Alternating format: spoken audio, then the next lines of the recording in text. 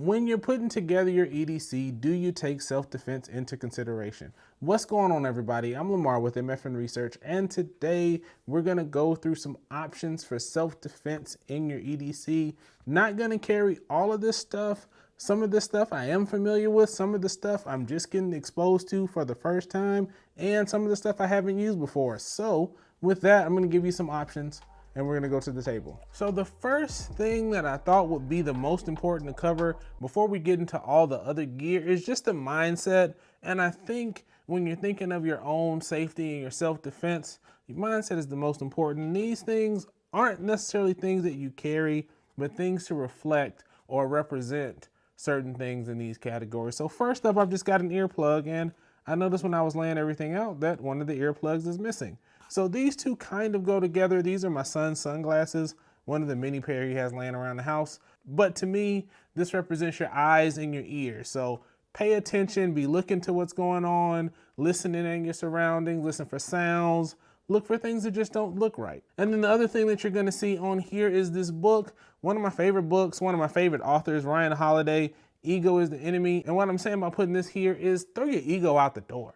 You might be the baddest person out there, but there's always somebody better. So just be careful. You don't have to win every battle. Sometimes it's better to just get away. So think about those shoes. Think about how to get out. You know, if someone comes for your wallet, nothing in that wallet is worth your life. So get rid of that wallet or consider having like a dummy wallet or something like that. If any of you guys out there have any recommendations for like tactical or prepper type books, good resources out there, put those in the comments. I'd like to hear some of that good stuff, and I'd like to pick up on some of that stuff as well. So next up, I just picked up one of these little guys not too long ago, just a whistle, something small, something you can keep close by. I'd recommend putting this on something detachable so you can grab it quickly, leaving it outside. Don't put it inside a pouch of a pouch of a pouch so you can't get to it when you need it, but it's small, it's simple. I picked this little guy up on Amazon. It is smaller than my pinky, so that's a good thing. So definitely something you can just keep anywhere, throw anywhere. You can even use it as a zipper pull if you really wanted to. You can easily connect it to one of the shoulder straps on one of your bags. There's tons of uses out there, but I'd say keep it within arm's reach and you'll be good. Didn't want to make a loud noise, but that's just what it sounds like. It gets up to, I think, 130 decibels, so something good to have. All right, so the next thing I consider is a good flashlight. Definitely something that you can keep on you all the time. Something that does dual duty as helping you find stuff, just illuminating the path if it's dark. Going back to that first point, helping you see a little better. But then also if someone messes with you, you can shine the strobe in particular in someone's eyes, and that has a disorienting effect, and then you can just get away. So I'm gonna talk about why I think some of these work and some of these don't work. So this is a tail switch, and I think that's the best approach for a tactical light or a self-defense light. You can keep it in your hands like this, and you can get that tail switch pretty easily. It makes it easy to actuate, so I think this is a good choice. I didn't like this one as much for that, just because it doesn't have a strobe light, and I don't think they carry this one anymore, but I've had this light for a few years. Then next up, this little guy right here. I think this works if you have it. I like it because you can have it clipped to your bag and it has easy access, but if you have it in your hand, I feel like something along these lines where you have to reach up to do that, to get to that shining in someone's eyes, is a lot slower than doing something like that to get in someone's eyes. So that's why I wouldn't necessarily recommend this one as a light that you would have in your hand, but something you can wear in your backpack or your sling strap or something like that. This one, what I really like about this one is the size. So because of the size, you can just walk with this guy in your hand and just use it, and it'll be right there. You can have your thumb ready on the switch, so whenever you need it, you can just actuate it, and it's right there, easy, ready to go, and you can put it away when you don't. So this one, when I think most people think about a self-defense light, this is what you're talking about right here. Something that's heavy, you can use it to defend yourself if you need to, and it's just got that tactical look, really. It's got the crown on the front, and then it's got the tail actuation on the back. This is probably a good iteration of that. You can hold it like this, like the other one. It's got a little more size to it, so you can definitely do a little more. It's more powerful than any of the other lights on here, so that strobing effect is a bit stronger. I'm not gonna do it to protect those that are sensitive to that kind of thing that are watching, but just know the strobe is pretty strong in this guy. I don't think this one's available either, but I'll put another one that's very similar on here in the description as well. And next, I wanna focus on this guy first and then talk about kind of why I have a beef with it and I don't necessarily recommend it, but you see them all over the place, and I just thought I'd cover them as well. So this is a tactical pen, hence the tactical look. Only thing I actually use it for is the knurling right there. When I burn some paracord, I just use it like that to give it this texture on the burn portion of the paracord. Only thing I'm not a fan of is using this pen in a self-defense situation, because you've got this tip right here, it's a glass breaker tip. If you use it like that, that hurts. If you use it like that, that gives you a little more protection if you want to use it in self-defense, but this isn't too comfortable. And then you got the clip right here. So I don't think the ergonomics of this work to me in a self-defense situation. I have seen some options on the internet that they take this off and this is replaceable, so it's a more flat surface. That may be a little better, but I don't really think you need a tactical pen unless it has something that meets your needs or something that you just like, or you like the look of it, because I mean, that's fine too. I feel like any heavyweight metal pen will serve the same focus, and I've got a couple examples just to show you that. So this one is just the Bastion bolt action that I've had for a while. I love bolt action pens, they're awesome. So if I were holding this one right here, it's a lot easier to hold. It serves the same purpose of that, and you don't have to worry about that jamming your finger, and you can do everything you could with this one. And the other thing why I would prefer a regular heavyweight pen over something like this tactical pen, it's tactical first, pen second. I'm going to enjoy writing with any of these guys more so than this one. So that's why I go with something like this. To me, it gives you about 80% of the same functionality, but 50 to 100% more of the pen satisfaction. So that's one option. This guy right here is my zebra marker. I looked at the cold steel marker, but I don't necessarily want something like that.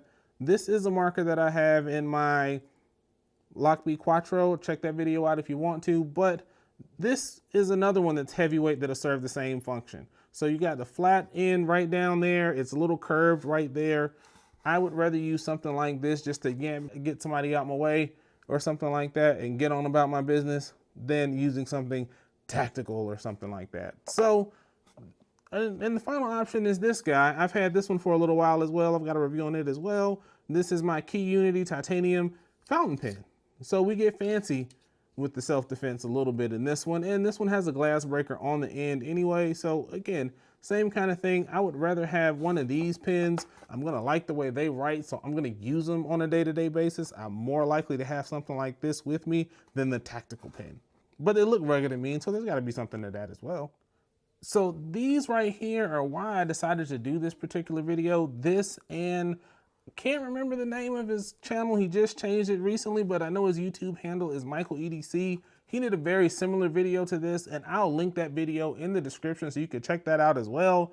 But what I have here is pepper spray. Won't get into the debates of pepper spray versus pepper gel, but what we have here is some pepper spray from POM Industries. They sent it to me just to get my thoughts, and I'm gonna be honest, at first I wasn't gonna say yes to taking a look at this stuff because I wasn't really sure how this fit with my channel, but I remember saying somewhere, I mean, the simple thing is really pepper spray. I mean, and I'd even recommend that to people who carry firearms, is just have a little tube of pepper spray. And because of that, I figured what an opportunity to put my money where my mouth is and actually get into the habit of carrying pepper spray. So I've been carrying it for about a month now, maybe a little bit longer, and it doesn't impact anything. I'm definitely thinking it's something I'm going to continue to carry, and I do like it. And we'll talk about what we have here and some of the features. So if you're interested as well, it's something that you maybe want to pick up. So I've got 4 options right here. There's another option. It's called the runner. It's kind of like this, but it has a glove built in. So as you're running, you can just run and have it ready to actuate. So this one right here, and this is the one that I've been carrying. This is the clip because of the clip belt, and I think this is the original one right here. These two I'm going to give away, one to my wife, one to one of my friends. So these guys right here, this is the keychain, and this one just has a split ring keychain, and it just separates from here.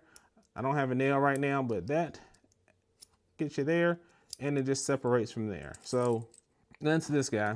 And then this one is very similar, the same key ring function, but this is just the snap that they call it.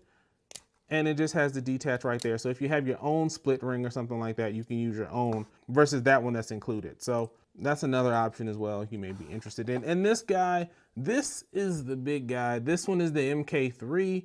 and they said more designed for professional applications. I'm gonna be honest, compared to some of these, this is a little bit bulky for me. Let me know what you would use something like this for. Definitely wouldn't use it in my car. I almost think it'd be something as an initial line of defense in the house or something. But let me know if you have something like this that's a size like this, how would you use it? Would you carry it? Is what I really want to know. So now let's just talk a little bit about the features real quick. It's got 10% OC spray, 1.4% MC, and I'm kind of new to pepper spray, so figuring out where we are and like this is the premium must-have range right here. I'm not 100% sure, but I think at least for a newbie especially, and probably an experienced user, this is a good setup for you. It shoots a stream up to 12 feet, and it can either shoot in 20 bursts or it can shoot in 10 seconds of continuous spray. The one thing that I really like that I was always worried and kind of hesitant on carrying pepper spray, and maybe a little research would have helped me out, is I was worried about accidental discharge of one of these guys. And what they do to prevent that from happening is they have this little flip cap right here. So you have to flip the cap and then you can actuate it right there. And I really appreciate that double set of safety, and you can't really press it without extra force on it by accident. So the likelihood, depending on where it's clipped, that wouldn't happen. So that's what I like about this one. Even on the big guy, it's got that as well. So you got that same kind of safety mechanism, and I really like that. So it's got, these three have 1.5 fluid ounces, and this one I believe is 2 fluid ounces. While we're talking about it a little bit, this one shoots a little bit further. It shoots 18 feet, but it does lose 1 second of continuous spray. These guys are 3 inches in height, 1 inch in diameter. This one is 4.5 inches in height, 1.5 inches in diameter. And one more thing that I really appreciate that POM did, especially for a newbie, and this is probably gonna benefit anybody out there that's carrying pepper spray, is one of the things you wanna do with any of your self-defense tools is practice. And you can't just go around spraying this guy. When I got it, I was wondering if I was gonna go like a Johnny Knoxville type thing and spray myself. We're not doing that. But what they do include, and I will try to show you some B-roll of it here shortly, but they have these practice cartridges right here, and they have the same form factor as the regular cartridges. They have the same safety mechanism as well. And what you do is you just simply spin this guy off, spin this little ring off right here, so it lines up, and then you just replace that here like so. And then you put that there, and then you just practice just like normal, kind of like dry firing with the firearm. So you can kind of get your reps in with that, get practice using it, get that muscle memory built in, get a feel for the stream, get a feel for what it's like when you use it or whatever. And I really like that idea. I really like the concept of training. I don't know if other ones do that as well, but this is what they sent me, and I really enjoy that. Be sure to check your local laws to see if you can carry this stuff, and check and see if they can even ship it to you. So once again, thanks to POM Industries for sending this. It's funny, as soon as I thought about something like this, I got lucky and POM reached out to me. So thanks again. So now that we're getting from those other things, let's talk about something that if you need to defend yourself and versus trying to get away from the situation, let's talk about some of that stuff, some of the things you might want to carry on your person. So first of all is a knife. I've always got a knife on me, usually got a folded knife on there. There's a reason why I would actually rather, and I've been new to fixed blades, but I see the utility of actually carrying a fixed blade dedicated for self-defense over a folder.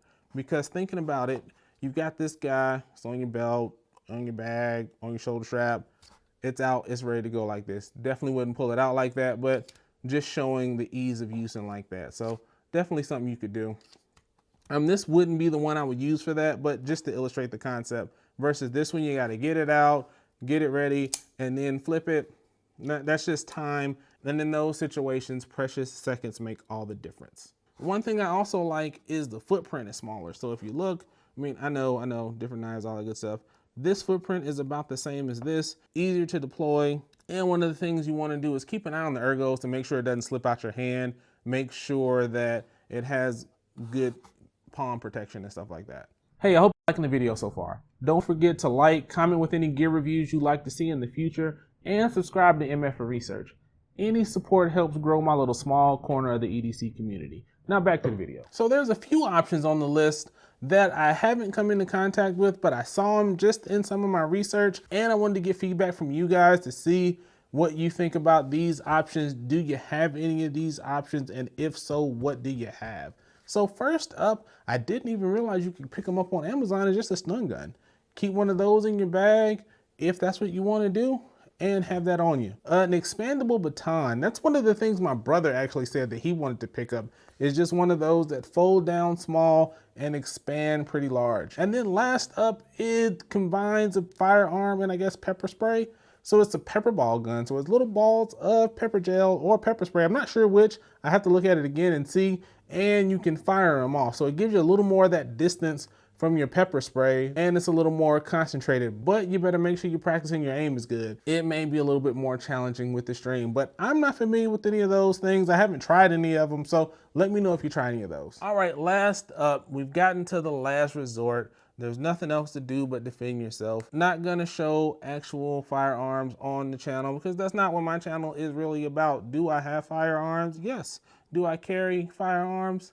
Not really gonna talk about it, but these are the two. This is gonna represent, this is what you'd have, you know, if you've got that on you, make sure it's concealed, make sure you know what you're doing. Practice, practice, practice, practice, practice. What I am gonna drop a link in the description are these training cards. They're like the size of a deck of cards. And what they do is they have different scenarios, different drills you can do. You can practice them in the comfort of your home. You can incorporate it in your dry firing if you choose to do such a thing. And I really think it's a nice resource, but again, training, training, training, practice, practice, practice. And also I really subscribe to first aid training. If you can make a hole, you should be able to plug a hole, and definitely get that practice in on the first aid side and handling your firearm, drawing your firearm, all that stuff.